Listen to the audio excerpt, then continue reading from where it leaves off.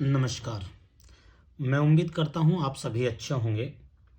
आज मैं आपके सामने एक विषय लेकर आया हूँ, आपको शायद विषय दिख नहीं रहा होगा। पैतृक धन संपत्ति का योग, धन प्राप्ति का योग। पैतृक धन प्राप्ति, हर व्यक्ति, ज़्यादातर प्रश्न भी आते हैं, पैतृक संपत्ति प्राप्त करनी है और योग नहीं बन पा रहा है, तो आप कृपा कर मदद करें कि जिससे हमारी पैतृक संपत्ति का योग बने। तो आप देख सकते हैं, पैतृक संपत्ति प्राप्त करने के लिए जो सबसे ज़्यादा जरूरी है, हम पैतृक संपत्ति जो हमें देता है, हम उनके माध्यम से योग देखेंगे कि आखिर वास्तविक योग क्या होते हैं। मैं आपको पैतृक संपत्ति के केवल आज योग कराने वाला हूं। तो सबसे पहला योग है, सबसे पहला योग मैं आपको 10 योग कराऊंगा। इसमें से सबसे पहला योग है जो बहुत महत्वपूर्ण है।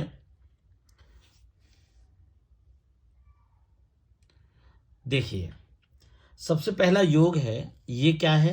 नवम भाव।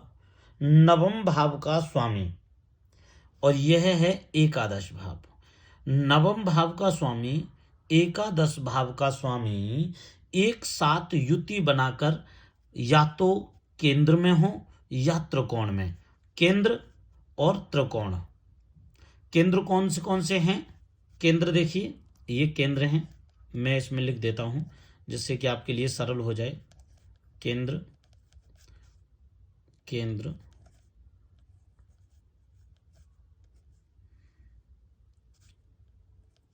केंद्र, ये त्रिकोण है। कुछ लोग इसको केंद्र ही कहते हैं, लेकिन नहीं, इसको केंद्र नहीं कहना चाहिए, क्योंकि ये सर्वथा हर तरीके से हमेशा बहुत अच्छा होता है, और इसको हम कहें तो ये सभी प्रकार से लाभ देने वाला होता है, सर्वथा शुभ होता है, हमेशा ही हर स्थिति में ये शुभ होता है लगन। इसलिए इसको कभी भी त्रिकोण, इसको कभी भी इसको केंद्र नहीं कहना चाहिए। ये त्रिकोण ही है। सबसे ज्यादा शुभ फल देने वाले, सबसे ज्यादा शुभ फल देने वाले 3 भाग होते हैं ये त्रिकोण, पहला, पांचवा और नौवां।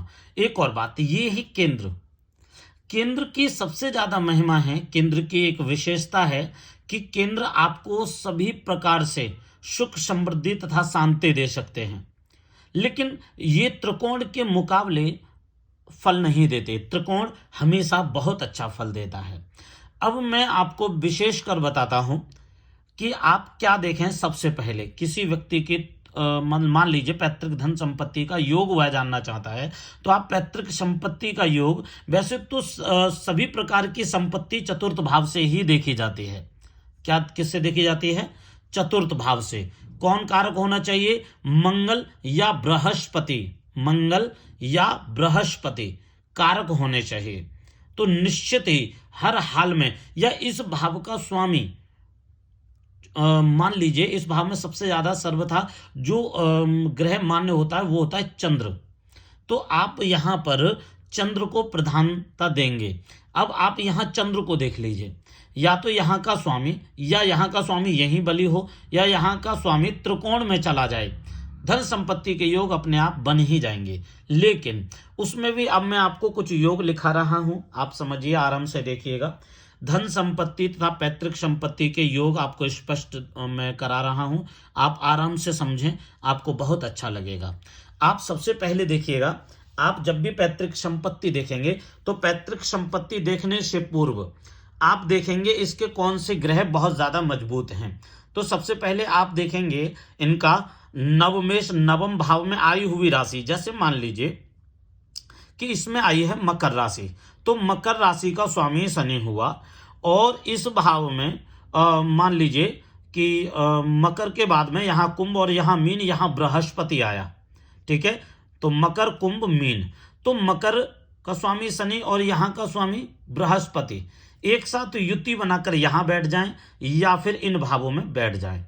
यहां इन दोनों भावों के स्वामी, अर्थात एकादश भाव के स्वामी और तृतीय भाव के स्वामी, जैसे कि यहां देखिए मकर का स्वामी शनि हुआ और मीन का स्वामी बृहस्पति हुआ, दोनों युति बनाकर या तो केंद्र में बैठे या त्रिकोण में बैठे तो विशेषकर संपत्ति का योग बनाएंगे। इसमें भी कोई नीच का नहीं होना चाहिए और अशुभ नहीं होना चाहिए, कंडीशन हमेशा ये ध्यान रखें। और एक और बात, धन कौन सा ग्रह धन देता है, कौन सा भाव धन देता है, तो धन देता है द्वितीय भाव। द्वितीय भाव और द्वितीय भाव के साथ साथ नवम भाव की युति हो, द्वितीय भाव के साथ साथ किसकी, नवम भाव, क्योंकि ये भाग्य में है। धन अगर भाग्य में होगा तभी ही तो मिलेगा ना।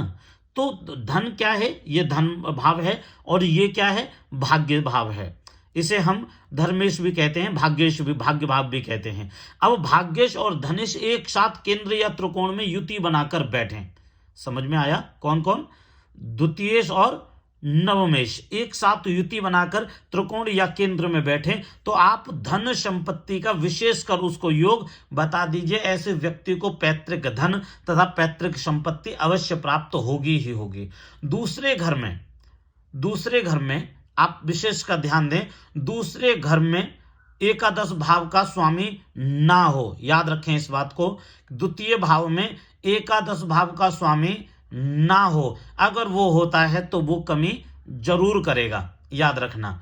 एक और बात, दूसरे ग्रह का जो भी स्वामी हो, यह है दूसरा भाव, और दूसरे भाव का जो भी स्वामी हो अगर वह उच्च का हो तो धन के बहुत अच्छे, धन प्राप्ति के विशेष योग बनते हैं। पर यह द्वितीय भाव का स्वामी उच्च का होना बहुत ज्यादा जरूरी है। इसके बाद में अब आपको बताता हूं, दूसरे भाव में अगर केतु अकेला यहां बैठा हो, द्वितीय भाव में केतु यहां अकेला बैठा हो, तब भी विशेष संपत्ति के योग तथा धन के योग बनेंगे ही बनेंगे। एक और बात, दूसरे घर में एकादशेश और नवमेश या चतुर्थेश हो, दूसरे भाव में एक साथ एकादशेश, नवमेश और चतुर्थेश अगर एक साथ बैठे हैं, चतुर्थेश ये हो गया है ना, तृतीय कौन सा हो गया ये, इसे ध्यान से देखें, ये हो गया आपका चतुर्थेश, ये क्या हो गया आपका एकादशेश, और ये क्या हो गया आपका नवमेश। तो चतुर्थेश, नवमेश और एकादशेश एक साथ यहां युति बनाकर बैठे तो ऐसा व्यक्ति विशेष धन संपत्ति प्राप्त करता है तथा सभी प्रकार के लाभ प्राप्त हमेशा करता रहता है। 11वें घर में द्वितीय भाव का स्वामी, 11वें घर में, ये 11वां भाव है, द्वितीय भाव का स्वामी उच्च का होकर बैठा हो, द्वितीय भाव का स्वामी एकादश भाव में उच्च का होकर बैठा हो, ध्यान दें, एकादश भाव में द्वितीय भाव का स्वामी, एकादश भाव में द्वितीय भाव का स्वामी